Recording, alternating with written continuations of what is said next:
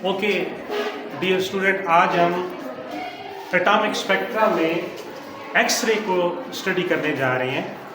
जब लफ्ज़ एक्सरे आता है तो इसको जो मेथड होगा पढ़ने का कि what will be the production of X-ray, what will be the type of X-ray and spectrum of X-ray. तो आज हम इसके प्रोडक्शन और इसकी एक टाइप को स्टडी करेंगे। तो एक्सरे बेसिकली इलेक्ट्रोमैग्नेटिक रेडिएशंस हैं जिनकी वेवलेंथ एक्सट्रीमली शॉर्ट है और उसकी पॉसिबल रेंज जो है 0.1 एंगस्ट्रॉम टू 100 एंगस्ट्रॉम तक लाई करती है। 0.1 एंगस्ट्रॉम, 1 एंगस्ट्रॉम 10⁻⁻10 मीटर, यानी the wavelength of X ray should lie in atomic dimension.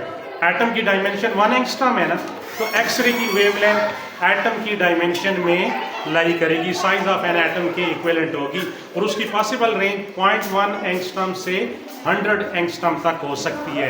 It mean minimum wavelength की भी एक्सरे प्रोड्यूस हो सकती हैं और वेरी हाई वेवलेंथ की एक्सरे भी प्रोड्यूस हो सकती है in between this range. X-ray की प्रोडक्शन से पहले प्रीवियस लेक्चर से एक पॉइंट हम यहाँ पे कोट करते हैं।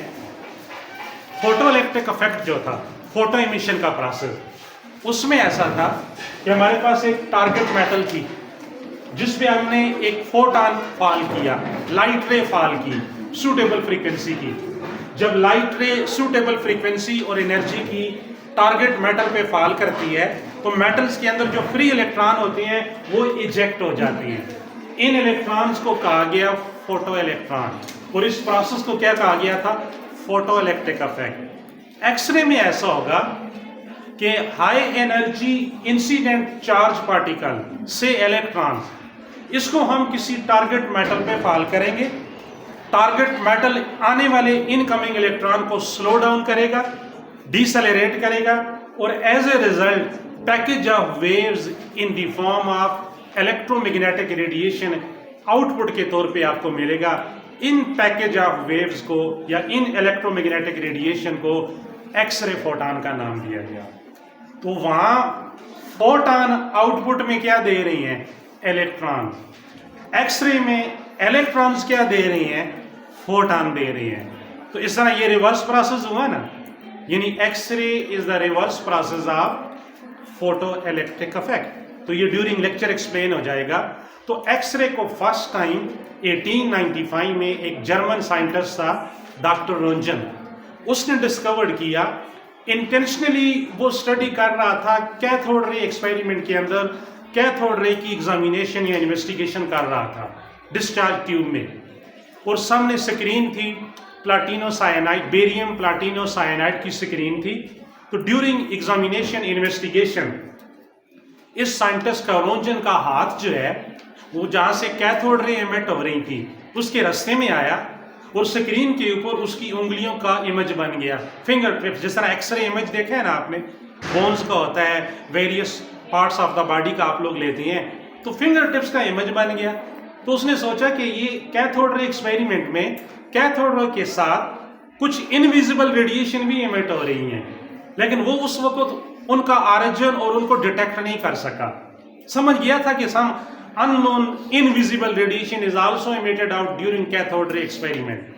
तो लेटर ऑन डॉक्टर रोंजन ने, उसका एक कोलीग था कॉलेज के साथ ये डिस्कशन की। तो कॉलेज ने एक ट्यूब उसको बताई जिसे कहते हैं कॉलेज ट्यूब। ये मैंने इधर लिखा है कॉलेज ट्यूब।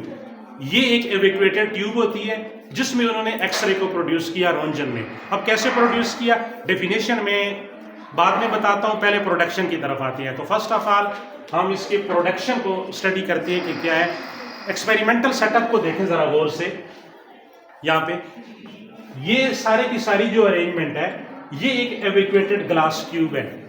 इस ग्लास ट्यूब के अंदर ये एक इलेक्ट्रॉन गन है। इलेक्ट्रॉन गन नाम से ही जाहिर है कि जो इलेक्ट्रॉन को फायर करेगी, यानी इस इलेक्ट्रॉन गन के अंदर एक फिलामेंट है जिसको एक वेरी लो टेंशन बैटरी से अटैच किया गया है। ये बैटरी इस फिलामेंट को हीटअप करती है। ये जब फिलामेंट हीटअप होता है तो इसके अंदर जो इलेक्ट्रॉन्स है वो थर्मल एनर्जी गेन करती हैं हीटिंग इफेक्ट की वजह से। आफ्टर गेनिंग थर्मल एनर्जी वो इस फिलामेंट से बाहर आ जाते हैं।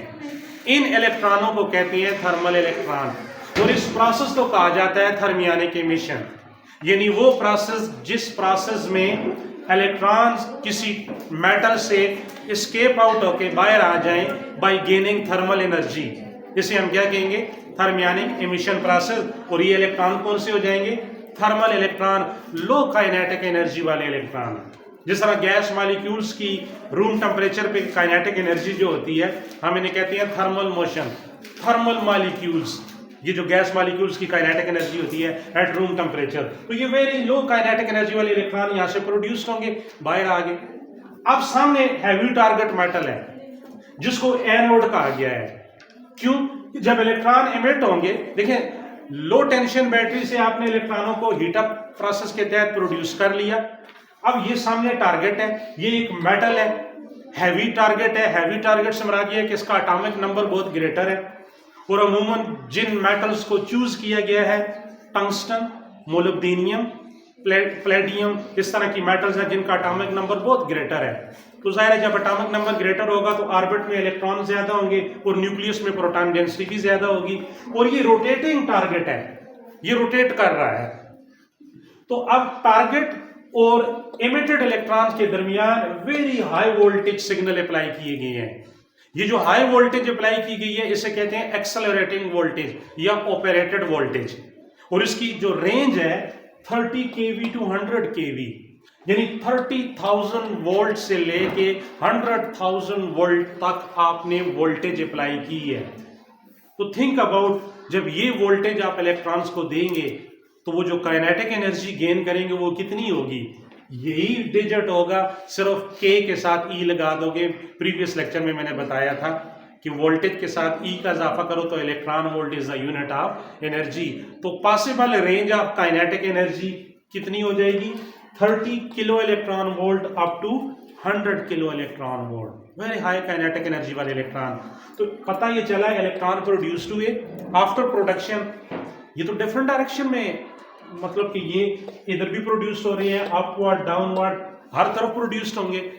तो जब आपने सामने टारगेट प्लेस करके उसको पॉजिटिव पोटेंशियल दे दिया है तो इसके ऊपर पॉजिटिव चार्ज है, इलेक्ट्रॉनों पे नेगेटिव चार्ज है, तो वो एनोड क्योंकि पॉजिटिव चार्ज ट्रीट हो रहा है, इलेक्ट्रो पॉजिटिव कैरेक्टर उसका इन इलेक्ट्रॉनों को क्या करेगा?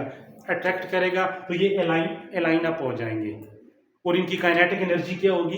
इंक्रीज होगी।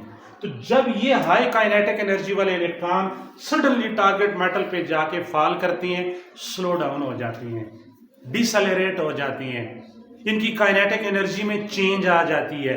तो एज ए रिजल्ट आउटपुट में इस ट्यूब के चारों तरफ आपको क्या मिलता है? जैसा ये ट्यूब लाइट ग्लो कर रही है, ये विजिबल स्पेक्ट्रम है, फोटॉन एमिट कर रही है ना चारों तरफ, तो ट्यूब लाइट इस डिस्चार्ज ट्यूब के हर तरफ क्या होगा?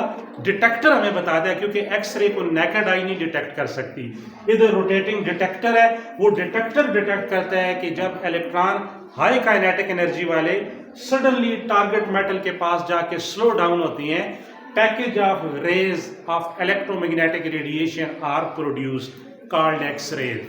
तो अब इसकी डेफिनेशन आपके माइंड में आएगी कि when a high energy charge particle से electron is suddenly slow down by placing heavy target metal in their path, the X-ray, the electromagnetic radiation of extremely short wavelength are produced called X-ray. The possible range of their wavelength vary from 0.1 angstrom up to 100 angstrom. Clear होगी बात ये? इसलिए मैंने क्या कहा था कि production of X-ray is the reverse process of photoelectric effect. उसमें फोटॉन आया, मेटल पे फॉल करता है और इलेक्ट्रॉन इजेक्ट करता है, जिनको फोटो इलेक्ट्रॉन कहते हैं। यहां इलेक्ट्रॉन गया, मेटल पे फॉल करता है और आउटपुट में आपको फोटॉन दे रहा है। अभी मैंने ये नहीं एक्सप्लेन किया कि ये फोटॉन प्रोड्यूस क्यों हुआ, कैसे हुआ, किस प्रोसेस के तहत हुआ, कौन सा फिनोमिना इन्वॉल्व है, कितने मेथड्स हो सकते हैं। तो वो नेक्स्ट लेक्चर भी इसमें जाएगा, क्योंकि इसमें दो पार्ट्स आएंगे। अब एक्स-रे प्रोड्यूस होगी, मैं एक्सपेरिमेंटल सेटअप बता रहा था आपको। इनकी काइनेटिक एनर्जी आने वाले इलेक्ट्रॉनों की बहुत ग्रेटर है। 1% kinetic energy of incoming electron X-ray production में यूटिलाइज होती है। रिमेनिंग जितनी काइनेटिक एनर्जी है वो टारगेट को हीट अप कर देती है। तो एज ए रिजल्ट टारगेट का टेम्परेचर क्या होता है, इंक्रीज हो जाता है। अब इस टेम्परेचर को ओवरकम करने के लिए, कंट्रोल करने के लिए इस टारगेट की बैक साइड पे कूलिंग ऑयल सर्कुलेट किया जाता है। जिस तरह ये ट्रांसफार्मर वगैरह की जहां पर वाइंडिंग होती है प्राइमरी और सेकेंडरी कॉइल, तो वो ऑयल एनसर्कल कर देती हैं ताकि उसका टेम्परेचर क्या रहे, और शूट ना कर जाए, कंट्रोल रहे। तो यहाँ पर भी कूलिंग फैंस कूलिंग ऑयल्स या कोल्ड वाटर सर्कुलेट करते हैं ताकि इसका टेम्परेचर क्या रहे, मेंटेन रहे। तो ये आपके पास एक्सपेरिमेंटल सेटअप था। हल्का सा मैं फ्रीक्वेंटली बताता हूँ, electron gun, source to produce electrons, फिर इन इलेक्ट्रॉनों को एनोड तक, एनोड हैवी टारगेट मेटल है, इस तक लाने के लिए हमने क्या किया, accelerated voltage, high accelerated voltage या operating voltage 30 kV to 100 kV, और ओवर हीटिंग इफेक्ट के इफेक्ट को कम करने के लिए कूलिंग फिन्स डाली गई हैं। तो ये 2-3 अरेंजमेंट है। बाकी अब हम प्रोडक्शन की तरफ जाती हैं। यहां पर जो डिटेक्टर्स था, ये जो एवेक्यूएटेड ट्यूब के बाहर या इनसाइड जो डिटेक्टर फिटेड है, एक्सरे डिटेक्टर्स जिसे कहती हैं, इस डिटेक्टर्स ने जो एक्सरे प्रोड्यूस्ड हुई उनकी इंटेंसिटी वर्सेस देयर वेवलेंथ एक कर्व बनाई, एक ग्राफ बनाया। ये जो आउटपुट डेटा था हमारे पास, intensity distribution versus wavelength of emitted X-ray, point को समझना है। तो हमें आउटपुट में ये ग्राफ मिलता है। इस ग्राफ की नोयत से, एक्सप्लेनेशन से हम यहां बता सकते हैं कि जो एक्सरे प्रोड्यूस्ड हुई हैं वो कितनी तरह की हैं। क्या एक ही तरह की एक्सरे प्रोड्यूस्ड हो रही है या एक से ज्यादा किस्मों की है, एक से ज्यादा टाइप की है। तो जरा गौर से देखें, एक्स एक्सिस के अलावा जो एक्सरे प्रोड्यूस्ड हुई है उनकी वेवलेंथ ली गई है और वाई एक्सिस के अलावा इंटेंसिटी ली गई है। तो जो देनी है जरा यहां से देखें, ये कर्व स्टार्ट होती है और ये यहां तक जा रही है। अगर इसके डिफरेंट पॉइंट्स पे ये एक वेवलेंथ है स्टार्टिंग पे, मैंने कहा था ना कि वेवलेंथ क्या है, 0.1 एंगस्ट्रॉम से 100 एंगस्ट्रॉम। तो लेट्स सपोज ये 0.1 एंगस्ट्रॉम वाली मिनिमम वेवलेंथ है। फिर आगे जाएं तो आपको ये वेवलेंथ मिलेगी, फिर ऊपर जाएं, यहां से नॉर्मल ड्रा करें, ये वेवलेंथ मिलेगी। इसी तरह यहां पे जाएं, ये वेवलेंथ मिलेगी, यहां पे जाएं, ये वेवलेंथ मिलेगी। तो किसी जगह ब्रोकन पैटर्न नहीं आ रहा है, आपको कंटिन्यूटी मिल रही है, एक तसलसल मिल रहा है वेवलेंथ का, यानी कंटिन्यूस वेवलेंथ आउटपुट के तौर पे आपको मिल रही है। तो ये सारा पार्ट, ये जो स्मूथ पैटर्न है, ये हमें इंडिकेट करता है कि जब एक्सरे प्रोड्यूस्ड हुई तो उसने आउटपुट में जो स्पेक्ट्रम दिया कौन सा था, कंटिन्यूस स्पेक्ट्रम था। लेकिन जब आप एक खास वैल्यू, खास रेंज तक जाते हो, यहां पर देखो एक सडन शार्पर पीक्स ऑब्जर्व हो रही है। इस पीक से अगर आप नीचे नॉर्मल ड्रा करें, इस पीक से, तो ये एक स्पेसिफिक वेवलेंथ है। फिर आगे एक और पीक आ रही है, इसकी भी अपनी एक स्पेसिफिक वेवलेंथ है, डेफिनेट वेवलेंथ। तो पीक्स ये रिप्रेजेंट करती है कि एक्सरे प्रोडक्शन में कुछ एक्सरे ऐसी भी प्रोड्यूस्ड हुई हैं जिनकी वेवलेंथ कंटिन्यूस नहीं है, डिसकंटिन्यूस है, यानी डेफिनेट वेवलेंथ वाली है। इट मीन यहां प्रोडक्शन कुछ और मैकेनिज्म से हुआ है और ये रीजन एक्सप्लेन करता है कि यहां प्रोडक्शन कंटिन्यूस हुआ है। तो याद रख लो, एक्सरे प्रोडक्शन में एक्सरे के 2 तरह के स्पेक्ट्रम या 2 तरह की टाइप्स है, कंटिन्यूस एक्सरे और दूसरे को कहते हैं कैरेक्टरिस्टिक एक्सरे। ये वाला पार्ट कंटिन्यूस एक्सरे को एक्सप्लेन करता है और ये शार्पर पीक्स जो है ये कैरेक्टरिस्टिक एक्सरे को एक्सप्लेन करता है। तो आज के डिस्कशन में हम कंटिन्यूस एक्सरे की तरफ आते हैं कि कंटिन्यूस एक्सरे क्या है। अब जरा तवज्जो दें, ये जो electron, high energy electron charge particle target metal पे जाके फॉल करते हैं। टारगेट किससे बना है, मॉलिक्यूल्स, और मॉलिक्यूल एटम से बने हैं। हैवी टारगेट है जिसका एटॉमिक नंबर बहुत ग्रेटर है। तो मैं आने वाले इलेक्ट्रॉन का एक एटम के साथ कोलिजन लेता हूं, एनकाउंटर लेता हूं, इंटरेक्शन लेता हूं। जिस तरह फोटोइलेक्ट्रिक इफेक्ट में फोटॉन वर्सेस इलेक्ट्रॉन इंटरेक्शन ली गई थी, कॉम्पटन इफेक्ट में फोटॉन वर्सेस इलेक्ट्रॉन इंटरेक्शन, तो यहां पर भी incoming electron versus atom interaction ली जा रही है, जो एटम मौजूद है। अब एटम के अंदर जो कोर पोर्शन है न्यूक्लियस, न्यूक्लियस के अंदर मैंने कहा है ना कि प्रोटॉन डेंसिटी क्या होगी, हैवी टारगेट होने की वजह से बहुत ज्यादा होगी। अब जब इलेक्ट्रॉन, ये यहां पर बताया गया है, लेट्स सपोज ये टारगेट न्यूक्लियस है और ये जो इनकमिंग इलेक्ट्रॉन आ रहे हैं जिनकी काइनेटिक एनर्जी बहुत ज्यादा है, बहुत बदमाश किस्म के इलेक्ट्रॉन है, 30 किलो इलेक्ट्रॉन वोल्ट से 100 किलो इलेक्ट्रॉन वोल्ट एनर्जी वाले, जब ये एटम की फील्ड में दाखिल होंगे तो सबसे पहला इनकाउंटर इन्हें क्या सामना करना पड़ेगा, किस इनकाउंटर का सामना करना पड़ेगा? एटम में मौजूद ऑर्बिट के अंदर रिवॉल्विंग इलेक्ट्रॉन, अपने ही जुड़वा बाही जो है ना इलेक्ट्रॉनों के, वो दुश्मन बन जाएंगे, क्योंकि इलेक्ट्रॉन, इंसिडेंट इलेक्ट्रॉन आ रहा है और ऑर्बिट में रिवॉल्विंग इलेक्ट्रॉन वेलकम करेंगे या वो खुश होंगे या वो उनको अपोज करेंगे, रिपेल करेंगे, वो खुश नहीं होंगे। तो आने वाले इलेक्ट्रॉन्स को orbiting electron coulomb repulsion forces की वजह से रिपेल करेंगे, तो इलेक्ट्रॉन क्या होगा? स्लो होगा। ऐसा नहीं है कि इलेक्ट्रॉन मुंह की खा के वापस चला जाएगा, क्यों? कि उसके पास एनर्जी बहुत ज्यादा है, 30 किलो केईवी से 100 केईवी, मैं बार बार स्ट्रेस कर रहा हूं इस चीज पे।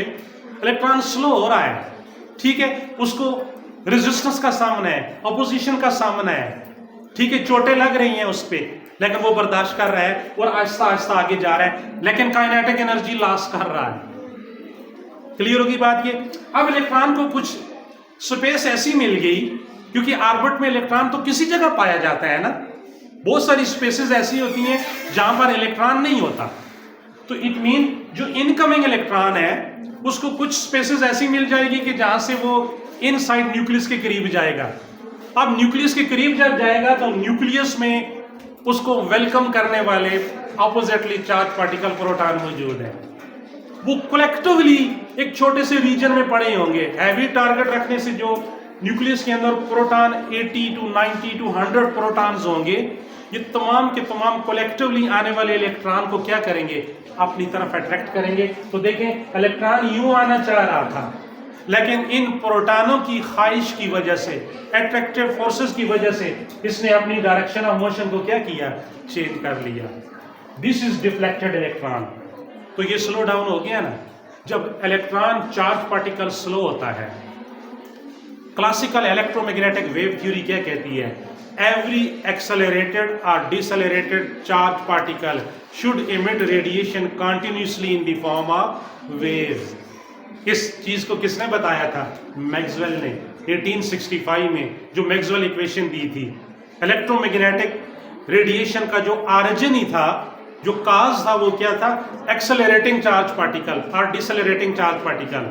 मैंने एक इलेक्ट्रॉन लिया है तो ये तो बहुत से इलेक्ट्रॉन जा रहे थे, तो ये तमाम के तमाम इलेक्ट्रॉन जब टारगेट मेटल के करीब जाएंगे, टारगेट में जो एटम्स होंगे, उन टारगेट एटम्स के जो न्यूक्लियाई हैं, वो आने वाले इलेक्ट्रॉनों को क्या करेंगे?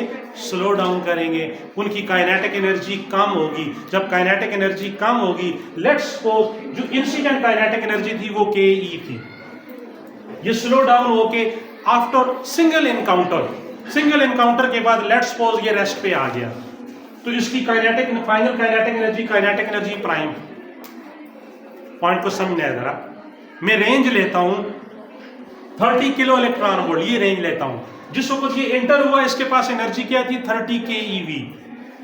अब जब ये स्लो डाउन होके रेस्ट पे आ गया, काइनेटिक एनर्जी 0 होगी, तो एनर्जी डिफरेंस किस फॉर्म में एमिट होगा? क्योंकि law of conservation of energy ये कहता है एनर्जी तो सेट कंजर्व रहनी चाहिए। तो ये जो आपको आउटपुट में फोटॉन मिला है, ये फोटॉन कहां से मिला है? ये इसी इलेक्ट्रॉन की डिफरेंस ऑफ काइनेटिक एनर्जी से आया है। यानी kinetic incident kinetic energy minus deflected electron की काइनेटिक एनर्जी, इन दोनों का डिफरेंस ले तो आपको क्या मिलेगा? HF, energy of incoming photon. जो फोटॉन प्रोड्यूस हुआ है, ये वो फोटॉन आ गया। अब अगर kinetic energy, final kinetic energy मैंने कहा है आफ्टर डिफ्लेक्टिंग ये 0 हो जाती है, तो ये टर्म अगर 0 हो जाएगी, काइनेटिक एनर्जी प्राइम, तो kinetic incident kinetic energy minus final kinetic energy क्या होगी? 0 इक्वल टू HF। अब इस काइनेटिक एनर्जी को मैं E कह देता हूं, तो ये E इक्वल टू HF। तो ये जो फोटॉन प्रोड्यूस्ड हुआ है HF मैक्स प्लैंक के कॉन्सेप्ट के तहत, इसकी एनर्जी कितनी होगी शाबाश? अगर मैं इंसिडेंट इलेक्ट्रॉन की काइनेटिक एनर्जी 30 keV लेता हूं और ये वाला इलेक्ट्रॉन सिंगल एनकाउंटर के बाद रेस्ट पे आ गया, उसकी फाइनल काइनेटिक एनर्जी 0 हो गई और इसने आउटपुट में हमें एक फोटॉन प्रोड्यूस करके दिया, HF फोटॉन प्रोड्यूस करके हमें दिया, तो ये कितनी एनर्जी का दिया? 30 keV का ही। और अगर एनर्जी जो है तो जो दे इनिशियल 30 keV थी, कम होके 29 हो गई, तो फोटॉन जो प्रोड्यूस होगा किस एनर्जी का? 30 - 29 1 keV का। अगर कम होके 28 होगी, 30 - 28 2, 25 होगी, 30 - 25 5, 20 होगी तो 10 keV। तो ये कंटिन्यूसली मिल रहा है, क्या ख्याल है? मिल रहा है ना? तो इसलिए याद रख लो, ये जितना भी एवलांच ऑफ इलेक्ट्रॉन्स आ रही हैं, group of electron, series of electron, इनकी काइनेटिक एनर्जी 30 keV से 100 keV है। तो आउटपुट में जो फोटॉन प्रोड्यूस्ड होगा एक्सरे का, इसीलिए उसकी वेवलेंथ रेंज क्या थी? 0.1 एंगस्ट्रॉम से 100 एंगस्ट्रॉम, क्योंकि उसकी एनर्जी वेरी कर रही थी, क्योंकि एनर्जी और वेवलेंथ का इनवर्स रिलेशन है। वही फेमस इक्वेशन बार बार E = hc/λ। अब आगे चलते हैं, एनर्जी हो गई HF। अब ये तो फोटॉन जो प्रोड्यूस्ड हुआ उसकी एनर्जी है, ये प्रोडक्शन हुई कहां से? इलेक्ट्रॉनों से। तो इलेक्ट्रॉन की काइनेटिक एनर्जी क्या है? eV0, क्योंकि आपने उनको पोटेंशियल दिया है, उनकी काइनेटिक एनर्जी इंक्रीज हुई है, तो kinetic energy of incoming electron eV0। तो इक्वेशन 2 और 3 को कंपेयर करें तो HF = eV0, ये टर्म आ गई इक्वेशन 4। फिर आप F की वैल्यू निकालें यूजिंग C = F λ, तो F = C/λ, तो इस F की जगह hc/λ = eV0। तो आपको इक्वेशन 4 भी कुछ आंसर दे रही है और यहाँ से वेवलेंथ निकालना चाहते हैं तो लैम्डा को इधर ले आए। जब लैम्डा को लाएंगे तो λ = hc/eV0। तो आपको यहाँ पर जो एक्सरे फोटॉन प्रोड्यूस्ड हुआ है उसकी वेवलेंथ किस पे डिपेंड कर रही है? Wavelength of emitted X-ray photon is a function of energy of incoming electron, यानी अपनी जात पे नहीं डिपेंड कर रही है, इलेक्ट्रॉन पे डिपेंड कर रही है। फोटॉन, इसकी एनर्जी, इस इक्वेशन 4 को देखें, ये फोटॉन की एनर्जी है ना, ये किसकी इक्वल है? eV0। eV0 क्या चीज है? इलेक्ट्रॉनों की एनर्जी। अगर तो जो दे, अगर operating potential, accelerating potential higher है तो हाई काइनेटिक एनर्जी के इलेक्ट्रॉन जाएंगे, तो आउटपुट में जो फोटॉन प्रोड्यूस्ड होंगे उनकी एनर्जी भी क्या होगी? हाई होगी, और उनकी वेवलेंथ क्या होगी? कम होगी। इनवर्स रिलेशन है ना ये। और अगर इनकमिंग इलेक्ट्रॉन की एक्सेलरेटिंग पोटेंशियल, एक्सेलरेटिंग वोल्टेज कम है तो उनकी काइनेटिक एनर्जी कम होगी, और आउटपुट में जो फोटॉन प्रोड्यूस्ड होंगे उनकी काइनेटिक एनर्जी भी कम होगी। और कौन सी वेवलेंथ मिलेगी? लॉन्गर वेवलेंथ मिलेगी। एक चीज ये। दूसरी चीज, intensity of X-ray, intensity of production X-ray, जो फोटॉन प्रोड्यूस्ड हुए हैं उनकी इंटेंसिटी से मराद ये तादाद, 10 फोटॉन, 20, 30 और 40, ये ईटा टेस्ट का MCQs होता है। Intensity of emitted X-ray photon is a function of filament current, filament current पे डिपेंड करती है। अब ये क्या चीज है? अगर फिलामेंट से ज्यादा इलेक्ट्रॉन इमिट हुई है, करंट क्या होती है? Q/T। तो Q क्या चीज है? NE/T। N is the number density. अगर 10 इलेक्ट्रॉन प्रोड्यूस्ड हुए हैं तो आउटपुट में फोटॉन भी कितने होंगे? 10। अगर आप इलेक्ट्रॉन की प्रोडक्शन को बढ़ा देते हो, 10 से 20 कर देते हो, तादाद बढ़ गई ना, तो फिलामेंट करंट इंक्रीज होगी, तो प्रोडक्शन भी क्या हो जाएगी? फोटॉन की ज्यादा, इंटेंसिटी ज्यादा हो जाएगी। और अगर आप करंट को कंट्रोल करते हो, यानी करंट को मिनिमाइज करते हो, कम करते हो, तो कम इलेक्ट्रॉन प्रोड्यूस करोगे। जब कम इलेक्ट्रॉन प्रोड्यूस करोगे तो इंटेंसिटी ऑफ इमिटेड एक्सरे, जो एक्सरे फोटॉन प्रोड्यूस्ड हो रही हैं, उसको आप कंट्रोल कर सकते हो। तो intensity of X-ray is a function of filament current. Filament current को कंट्रोल करने से बनती है। और एनर्जी ऑफ एक्सरे किस पे डिपेंड करती है? Operating voltage. ये दो बहुत ही की पॉइंट है। इसमें कंटिन्यूस एक्सरे के अंदर। तो अब आप डेफिनेशन की तरफ आए, ये जो मैंने टॉप पे लिखी है आप लोग इसका स्क्रीनशॉट ले लिया करें कि व्हेन ए फास्ट मूविंग और हाई एनर्जी इलेक्ट्रॉन और ए charge particle suddenly slow down by placing a heavy target material in their path, electromagnetic radiation of extremely short wavelength are produced called X-rays। तो ये X-rays होती हैं। तो अब दूसरी types जो है जिसमें यहाँ पर देखें जो इलेक्ट्रॉन आ रहा है, तो मैंने कहा है ना कि प्रोबेबिलिटी ये है कि ऑर्बिटिंग इलेक्ट्रॉन के साथ इलेक्ट्रॉनों का अपने भाइयों के साथ हाथापाई हो जाए, कोलिजन हो जाए, तो फिर क्या होगा, आने वाला इलेक्ट्रॉन ऑर्बिटिंग इलेक्ट्रॉन को क्या करेगा, कोलिजन प्रोसेस के तहत नॉक ऑफ कर देगा, एक वैकेंसी क्रिएट हो जाएगी। जब वैकेंसी क्रिएट होगी तो हायर ऑर्बिट का इलेक्ट्रॉन जंप करेगा उस वैकेंसी को फिल करने के लिए। अगर के शेल में वैकेंसी क्रिएट हुई है तो एल वाला भी का भी दिल करता है कि उस वैकेंसी को फिलअप किया जाए, एम वाला भी, एन वाला भी। अगर एल वाला आता है तो एल और के डिफरेंस के इक्वल एक फोटॉन एमिट होगा। इस किस्म की एक्सरे को कहेंगे करैक्टरिस्टिक एक्सरे, या बाज़ औक़ात से कहते हैं इनर शेल ट्रांजिशन। ये इंशाल्लाह नेक्स्ट एपिसोड में होगा। ठीक है।